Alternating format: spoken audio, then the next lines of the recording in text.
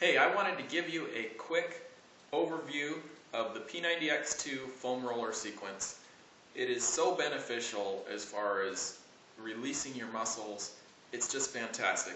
You really need to pick yourself up a copy of P90X2 so that you can get in on all the other stuff. There's neural integrated stretching, there's a lot of different things that they do to increase flexibility, but I want you to be able to use a foam roller right away because I feel it's so vital. No matter what workout program you're doing, it's going to help you be safer and be able to be more flexible. It's great. Alright, the first move that I would like you to do is start with massaging the lower calf. This isn't a situation of, let's go roll out some dough and just roll out the muscles. It's finding a sore spot, which, if you notice, I've got the rumble roller here. I can't do stacking my legs. If you have a regular roller, you can stack your legs on top and be able to apply more pressure, but with the rumble roller, it's really aggressive. So I'm just going to roll it like this, and I'm going to find a spot, and I'm just going to settle on it. I can feel it there. Add a little bit more pressure. If I put my, sit my butt down on the ground, release the pressure. I can also control it with my foot here. I'll go ahead and put both on here.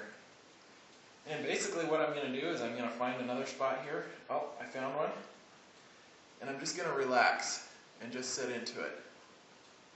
Now, what you're going to want to do is take and work on the legs for about 4 minutes each. I'll show you some other moves.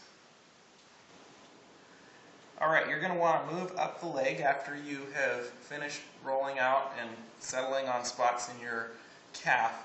You're going to want to move up to your IT band, concentrate. I have trouble down here right above my knee, but also work all the way up. And find a spot like I just did, and you'll want to make sure you settle on it. It's really going to hurt, but if you stay on it, it will relax. You'll feel it relax, and it's going to help those muscles be able to have their full potential. You're going to want to work all the way up, work your glutes, rotate over, make sure you get your hip flexor. It's a really great way to get your hip flexor to release. And then also move around back to the piriformis muscle, which is right above your hip bone back here. And you'll be able to, I always have trouble with that. That'll help work out any kind of sciatic trouble. And just settle on it, find a spot, and then I'll show you some more moves here. You want to spend about a minute on your inner thigh here, especially up by the knee. I tend to have a lot of trouble there. Once you get done with your legs, about 4 minutes on each leg, you'll want to go ahead and move to your upper arms.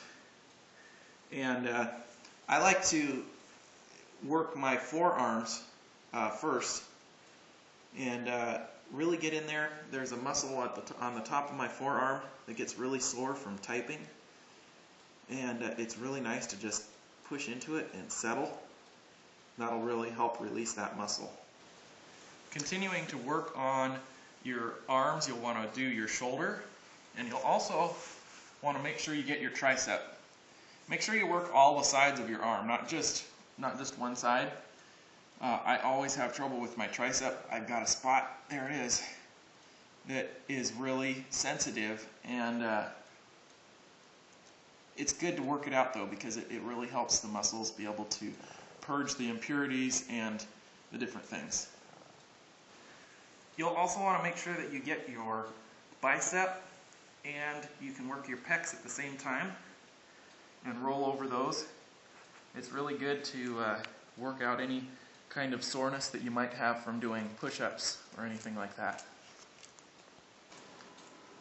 Okay, lastly, you're going to want to make sure that you get your lats.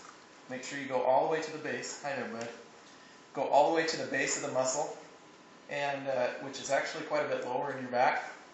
Also, work your upper back. And I know I've been saying, don't be like rolling out dough, but with your upper back and with your whole back especially, it feels really good to go ahead and roll it out. But make sure you find a spot. I found a spot on my behind my shoulder blade there. Settle into it, and you'll feel it relax. It's really helpful to have that happen.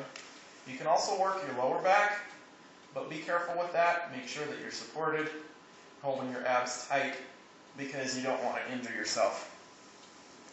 If you'll go ahead and do this 1 or 2 times a week, maybe up to 3 times a week, it's really going to help your performance. You're going to be able to be stronger, have better power, and you're going to be able to stay safe. Keep working out. Check out my website for more videos and other tips on how you can make sure that you have a healthy lifestyle and achieve the fitness goals that are important to you.